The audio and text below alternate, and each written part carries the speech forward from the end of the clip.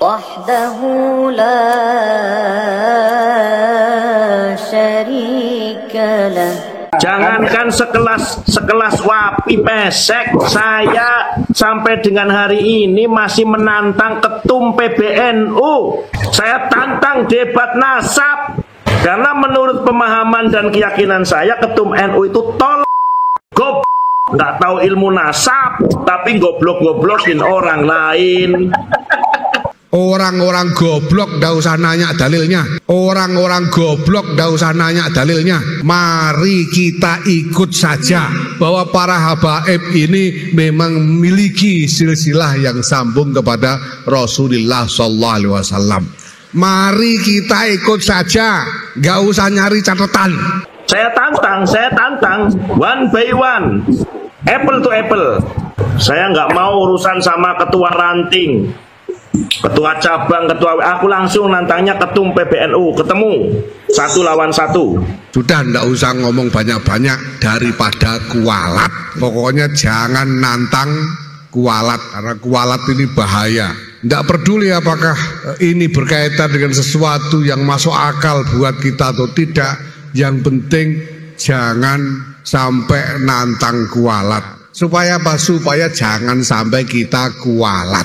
Rois Am PBNU, beliau menyatakan bahwa kelompok pembatal nasab dihukumi Khawarij, kelompok pembatal nasab dihukumi orang Wahabi ataupun Syiah. Wajah anak ini ada stempel setannya, berarti anak ini cikal bakal perpecahan di dalam Islam. Dan anak ini sudah terkenal menjadi kelompok-kelompok Khawarij. Tanda-tanda itu ada, penolakan kebenaran. Semua orang sedunia, mufti sedunia kalau menfatwakan Ba'alawi itu sahih nasabnya, saya tetap menolak. Ngapunten Kiai Miftah, ngapunten.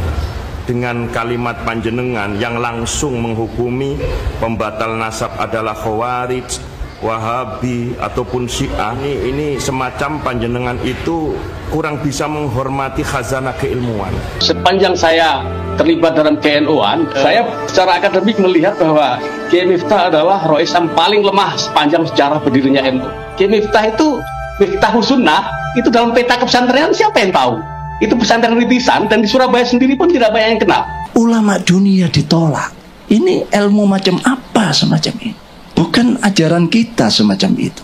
Dan nanti pada gilirannya masyayikh kita nanti digilir semua. Di belakang itu siapa? Wahabi dan sebagian daripada Syiah.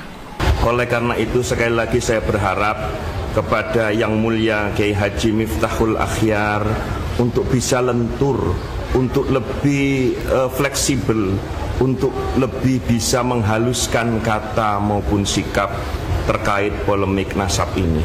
Saya ketika musyawarah wilayah NU tahun kalau nggak salah 2003 di Areng-Areng Pasuruan, itu ada 2 Rois Suriah yang majung yang diajukan.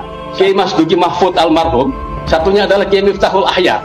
Dari 40 PCNU di Jawa Timur, itu 39 memilih Kiai Mas Duki Mahfud, 1 orang itu memilih Kiai Miftahul Ahya, yang dipidatokan oleh Kiai Hasim itu dipilih oleh dirinya sendiri. Ini nanti kalau saya salah bisa dicek langsung ke beliau. Kalau saya sih tidak ada masalah, sampean kritik bahkan sampean bully sampean apa, tidak ada masalah. Sampean suruh turun dari oleh Islam, sekarang saya turun. Tapi kan ada mekanismenya. Ya nantilah kalau sudah ojo dipilih, dan saya memang sudah niat sepertinya saya itu tidak bisa melanjutkan lagi. Saya yakin para ulama-ulama yang ada di jajaran NU, mulai dari tingkat ranting, MWC, PC, PWNU, bahkan PBNU, sudah membaca, sudah mengkaji, bahkan meneliti beberapa data-data pustaka kitab yang dikaji oleh Kiai Imad. Sebagian saya yakin sudah mulai condong meyakini bahwa Habib Ba'lawi itu bukan dzurriyyah Rasulullah Shallallahu Alaihi Wasallam. Laskar Sabilillah dan Kiai Syarif ini, mohon maaf, reaksi Kiai Syarif waktu si Mas Wafi, Gus Wafi bilang Gus Abbas nggak bisa baca kitab, itu reaksinya gimana Kiai Syarif? Ya, ketika ada orang yang menarasikan itu berarti dia yang tak bisa baca kitab, Gus. Gimana Kiai Syarif? Bila ya Gus Abbas nggak bisa baca kitab kata Gus Wafi. kan saya bilang syarat menjadi mukibin itu wajib tolol, wajib goblok. Jadi nggak usah didengerin omongan orang tolol, orang goblok. Betul. Nah, Jangankan sekelas wapi pesek, saya sampai dengan hari ini masih menantang ketum PBNU. Saya tantang debat nasab.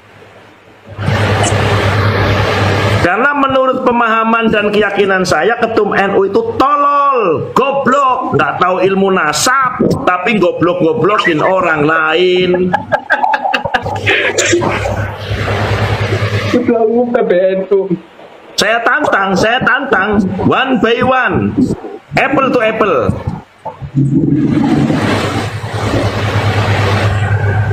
Saya nggak mau urusan sama ketua ranting, ketua cabang, ketua. Aku langsung nantangnya ketum PBNU, ketemu 1 lawan 1. Assalamualaikum guys. Izin. Nggih, monggo. Oke, Sarip. Salam hormat. Siap. Siap. Paling baca ho. Izin speak up sebentar. Pertama, saya luar biasa bangga hadirnya Gus Muhammad di kemarin sempat viral ya. Ini yang saya maksudkan sebetulnya.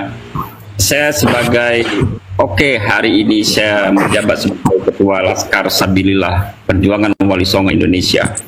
Tapi yang senantiasa saya sampaikan di room dari kemarin, saya memang minta naik sebetulnya di roomnya Gus Muhammad, tapi baru hari ini kesempatan. Saya ingin menyampaikan bahwa hari ini alhamdulillah para muhibbin sudah banyak yang tersadar atas perjuangan kita. Alhamdulillah sampai hari ini. Maka saya sering katakan perjuangan kita ini memang baru dimulai. Perjuangan untuk ikut menjadi salah satu elemen penting dalam membebaskan umat muslim di Indonesia dari penjajahan spiritual kaum Ba'alawi. Nah, kenanya sangat penting di hadapan 180 harta memandang di roomnya Gus Muhammad ini. Saya ingin sampaikan momen kemarin 411 itu yang demo itu klan Ba'alawi. Kerjanya apa? Caci, maki, fitnah, segala macam. Maka ini momen kita jadikan sebagai momen kebangkitan putra putri pribumi Nusantara. Untuk hayo kita rapatkan barisan dari pemalsuan sejarah, dari pemalsuan makam, dari pemalsuan nasab yang sudah dilakukan oleh Bani Ba'alawi. Saya pengen katakan itu secara tegas. Kenapa saya on cam seperti ini? Karena memang hari ini hampir, kalau saya bilang semua belum ya, tapi hampir mayoritas muhibbin hari ini sudah mulai tersadar. Gus Muhammad udah hampir tersadar.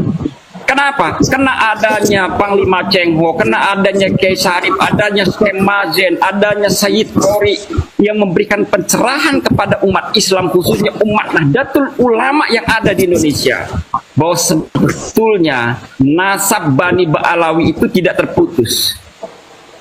Kenapa tidak terputus? Karena memang dari awal pun tidak pernah tersambung. Loh bener Gus. Yang namanya terputus itu kalau pernah tersambung. Lah ini tersambung aja enggak, kok nggak terputus. Nah ini yang perlu kita pahami, bahwa tidak ada satu nakobah internasional pun yang mengisbat nasab Bani Ba'alawi, bahwa nasabnya tersambung kepada Rasulullah Muhammad Sallallahu Alaihi Wasallam. Nah ini yang ingin saya sampaikan di Komal sebetulnya. Kemarin saya sudah sampaikan juga di Komal di daerah Kalimantan ya, ada Komal teman-teman kita di Kalimantan dalam berbagai keyakinan, baik itu Nasrani, Hindu, Buddha, di dalam Komal itu hampir 200-an juga. Saya sampaikan tugas menjaga NKRI ini adalah tugas kita semua, bukan cuma tugas Nahdiyin, bukan cuma tugas umat Islam, tapi juga menjadi tugas semua agama, semua suku dan semua bangsa. Saya ingat bahwa bersatunya Indonesia selain dipromotori oleh Gajah Mada adalah datangnya Bung Tomo dengan Sumpah Pemuda. Tapi perlu diingat bahwa Sumpah Pemuda 28 Oktober 1928 itu adanya adalah Yong Java, Yong Banten, Yong Islamisten Bon, Yong Celebes, Yong Sumatera, dan tidak ada Yong Balawi. Itu yang perlu saya sampaikan. Tidak ada Yong Balawi. Maka hari ini Indonesia sudah diklaim bahwa Bani Ba'alawi itu sebagai pejuang. Ini yang bikin kita sesat. Hari ini sejarah kita sudah diklaim, sudah dipalsukan. Sejarah berdirinya Nahdlatul Ulama sudah dipalsukan. Dari mana datangnya Habib Utsman bin Yahya sebagai pendiri Nahdlatul Ulama? Makam sudah dipalsukan. Lah, dengan alasan apa lagi kita tidak bangkit untuk bersatu pribumi Nusantara ini? Apa mau Indonesia nanti menjadi Palestina kedua? Ingat, Indonesia hari ini adalah Palestina 45 tahun yang lalu.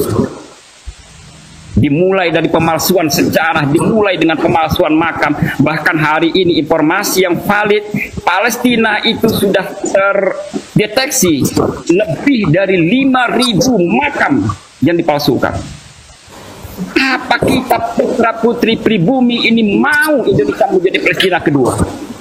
Dan itu kerjaan siapa? Saya nggak apa-apa, Gus. Malam ini silahkan direkam siapapun. Jika ada Muhyiddin yang merekam, saya berani pertanggungjawabkan.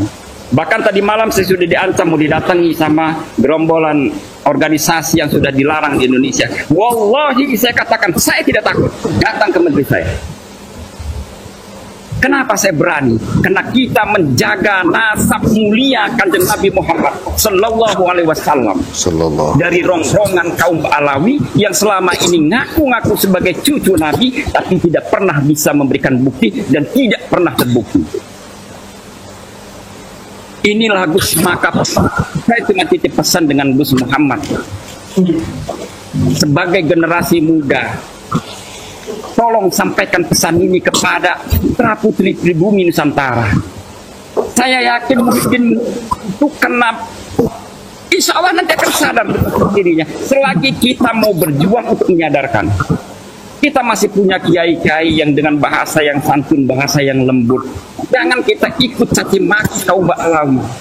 Saya ini paling sering dicaci maki kaum Ba'alawi begitu masuk ke komal-komal mereka. Dibilang Wahabi, dibilang PPKI, dibilang Mukimat segala macam.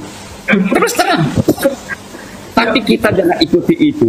Kita bisa menyampaikan pesan kepada generasi muda kita dengan cara yang ud'u ila sabili rabbika bil hikmah wal mau'izatil hasanah wajadilhum billati hiya ahsan.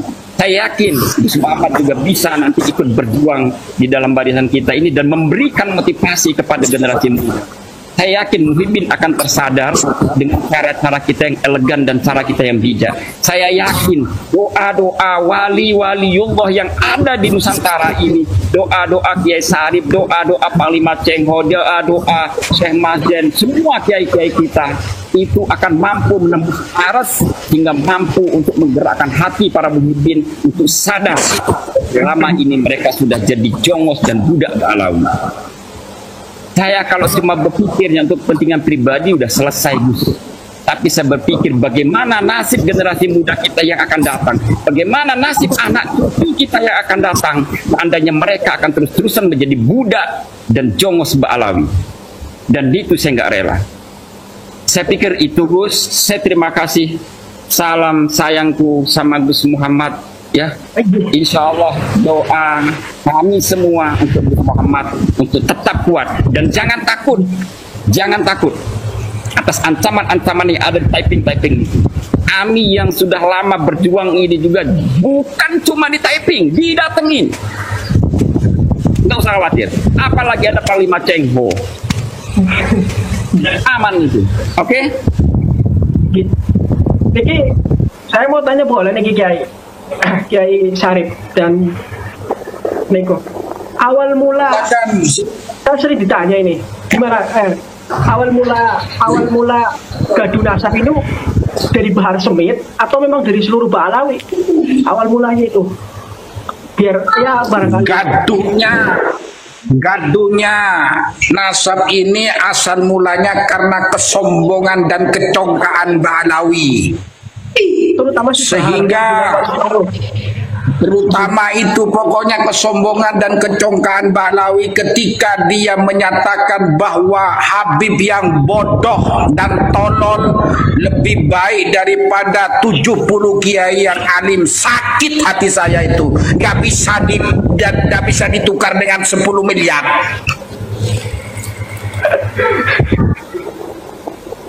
Gini yang membuat semuanya bergerak itu Bahar bukan berawal dari rencana besanan keluarga besar Sidogiri dengan salah satu keluarga Habib di wilayah Madura. Kalau nggak salah marganya Al-Jubri. Lalu menjelang pernikahan itu Pak Rokim yang kemudian jadi ketua RA itu ngomong sama keluarganya si Pak Jubri itu, karena keluarganya Pak Jubri itu kan cewek, berarti kan Habibah itu nggak boleh nikah dengan keluarga Sidogiri karena Sidogiri itu bukan keturunan Nabi. Akhirnya batal pernikahannya, kan tersinggung. Lalu juga bagaimana dulu keluarga Wali Songo ketika dibilang masih satu rumpun sama-sama keluarga Ubed, tetapi ketika minta legitimasi dari RA untuk menunjukkan 3 poin, di antara lain data kezaman, kemudian tertibnya silsilah nasab, dan satunya aku lupa. Gitu. Ditambah lagi omongan si Bahar, omongan si Imam Unyil dan para kabib-kabib yang lain tadi yang disampaikan oleh Kiai Syarif Sultan, bahwa berguru sama kabib yang tolol masih lebih baik daripada berguru dengan 70 kiai. Juga penghinaan kepada cucu pendiri NU Gus Dur dengan kalimat Gus Dur buta mata buta hati. Hinaan kepada Rois Am dan ketua MUI calon wakil presiden yang waktu itu sudah menjadi wakil dengan kalimat bahasa dia adalah binatang. Dan banyak sekali rangkaian-rangkaian itu sampai keluarlah tesis dari Kiai Imad. Begitu keluar tesis dibilang clipping, dibilang apa itu ngajinya di kandang kebo, dibilang nggak usah direspon, itu hanya coro-coro curut-curut. Bahkan si Pak Roki mengatakan itu bukan tesis, itu bukan karya ilmiah, tapi suara kentut. Lo tahu suara kentut kok dia diundang gimana? Pak Rokim, dasar wali Pentagon. Ya Allah. Saya tak solawatan dulu bentar ya. Oke. Salatullah salamullah ala toha rasulillah. Salatullah salamullah ala yasin habibillah, ala yasin habibillah. Yang di bawah mohon ikut sholawatan, dan juga kalau ada handphone yang bisa ngerekam tolong rekam ini ya. Salatullah salamullah ala toha rasulillah. Salatullah salamullah ala yasin habibillah, ala yasin habibillah.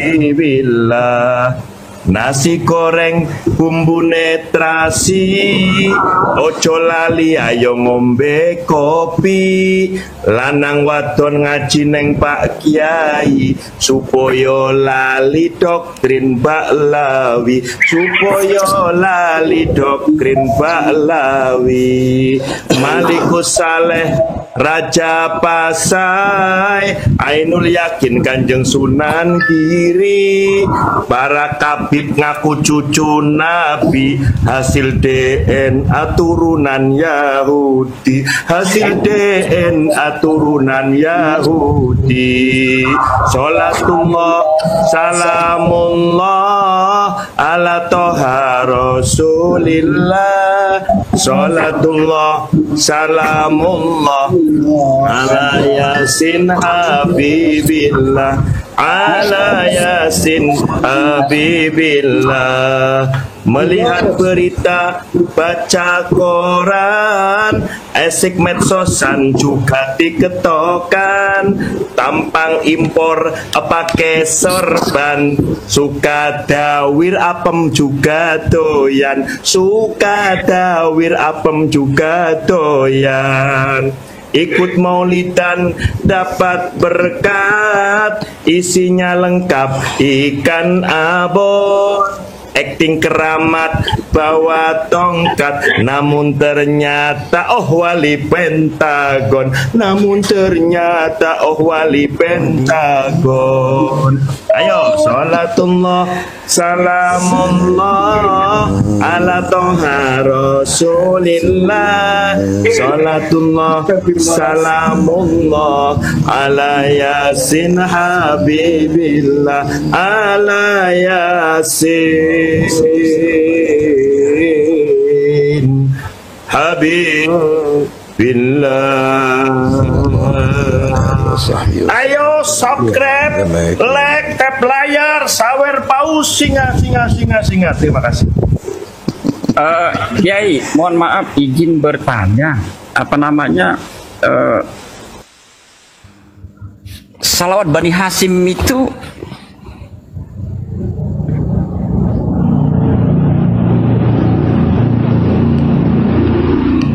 diulang, pertanyaannya nggak dengar, tadi terjeda. Iya. Kenapa jarang sekali terdengar salawat Bani Hasyim ya Yai? Salawat Bani Hasyim yang gimana?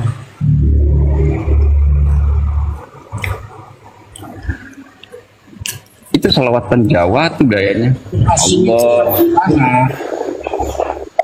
Tapi yang Salawat Bani Hasyim yang gimana? Wong orang-orang Jawa itu pokoknya salawatnya kepenginnya pendek-pendek, langsung kontan, cash cair. Nih. Allahumma sholli ala nabiyyina Muhammadi wa ala alihi wa sallim taslima.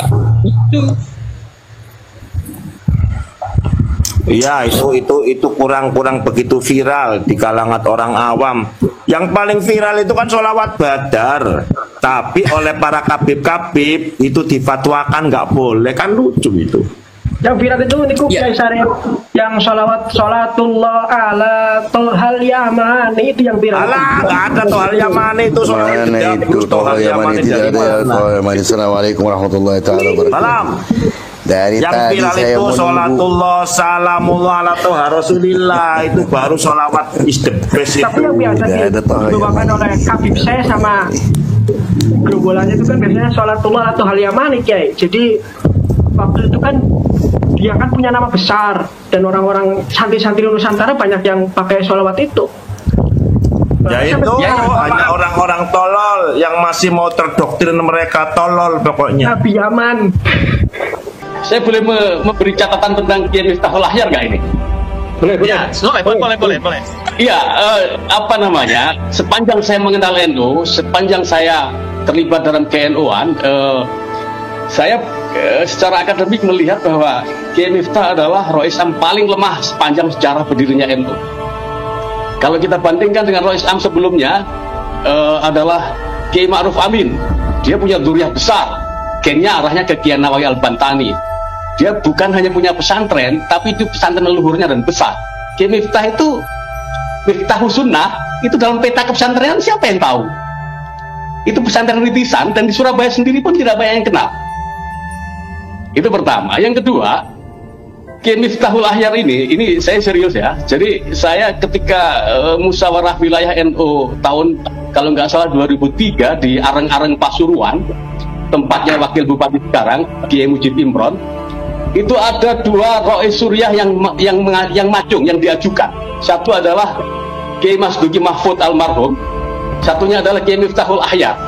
Dari 40 PCNU di Jawa Timur itu ada 38 kabupaten kota, tapi PCNU-nya 40. Karena itu Bangil itu punya jadi cabang sendiri, Kencong Jember juga punya jadi cabang sendiri. Jadi 40 cabang. Dari 40 cabang ini, itu 39 memilih Kiai Mahfud, Kiai Mas Duki Mahfud, satu orang itu memilih Kiai Miftahul Ahyar, yang dipidatokan oleh Kiai Hasim itu dipilih oleh dirinya sendiri. Ini nanti kalau saya salah bisa dicek langsung ke beliau. Jadi apa namanya? Oke, sebelum Kiai Miftahul Ahyar kita punya Rois Am Kiai Ma'ruf Amin. Sebelumnya ada Kiai Sahal Mahfud. Kiai Ubaidillah nanti banyak cerita bisa lah soal Kiai Mahfud, Sahal Mahfud. Kemudian sebelumnya adalah Kiai Fahrudin Masturo, pesantren Masturiah Sukabumi.